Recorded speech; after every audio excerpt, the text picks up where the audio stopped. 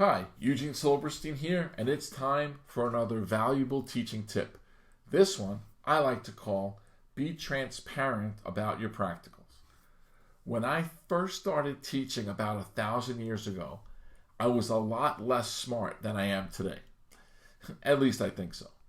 At that time, I was much younger than most of my students, and I found myself using one-on-one practical examinations as a way to, in essence, trick my students and, in a weird kind of way, let them know who the boss was.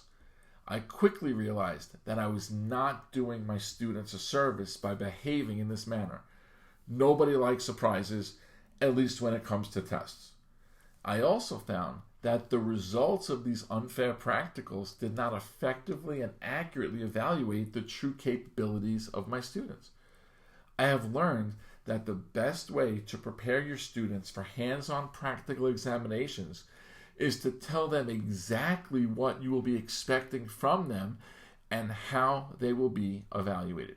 For example, at the beginning of a semester, I tell my students that they will be taking a hands-on practical examination that will involve the installing of gauges on a system, taking and interpreting gauge readings, and then ultimately removing the gauges from the system. In addition, I tell my students that as part of this practical, they will have to identify all of the refrigerant lines in the system, the direction of refrigerant flow through each line, as well as the state of the refrigerant as it flows through each line. In addition, I also provide my students with a scoring rubric, so there is absolutely no confusion about the evaluation and grading process.